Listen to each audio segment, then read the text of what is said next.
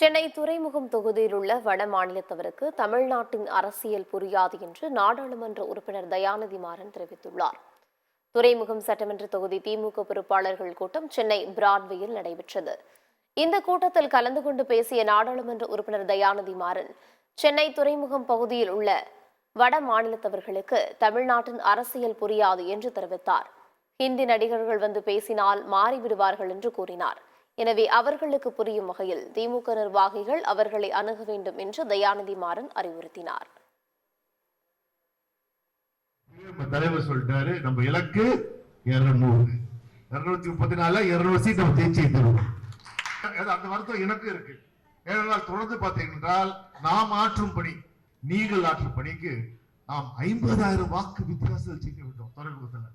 ஆனால் என்னவோ தெரியவில்லை, 25-26 தாண்டதுக்கு தாண்ட முடியல. வெற்றிதான், ஆனால் ஒரு மனநிறைவு இருக்கா சொல்லுங்க. உங்களுக்கு மனநிறைவு தான், எனக்கும் மனநிறைவு, அண்ணனுக்கும் மனநிறைவு. அதற்கு காரணம் இருக்குது. ஏனென்றால் நமது தொகுதி அது குறிப்பா இந்த பகுதியில என்ன வட இந்தியர்கள் அதிகமா இருக்கிறார். அவர்கள் என்னமோ பார்த்தீர்கள் என்றால் அவர்கள் நம் தமிழ்நாட்டில் இருப்பார் போல் தெரியவில்லை. இன்னும் அவர்கள் ஜோத்பூர்ல இருக்கிற மாதிரி தான் இங்க இருக்காங்க. அப்போ அவங்களை நாம் பார்க்கும் போது, அவர்களை நெருங்கும் போது அவருக்கு புரிகிற வழியில் தான் நாம் அவர்களை அணுக வேண்டும். இல்லாவிட்டால் அவர்கள் வாக்குகளை நாம் எப்பொழுதும் பெற முடியாது.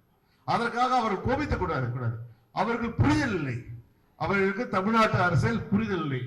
வட இந்தியில் யாராவது ஒரு இந்தி நடிகையோ நடிகர்களோ வந்து பேசிவிட்டால் போதும், அவ்வளவுதான். பேச்சை கேட்டு அவர்கள் அப்படியே மாறிவிடுகிறார்கள். இந்த நிலையை மாற்றினால் மட்டுமே நாம் 50,000 வாக்குக்கு மேல் இங்கே துறைமுகத்தில்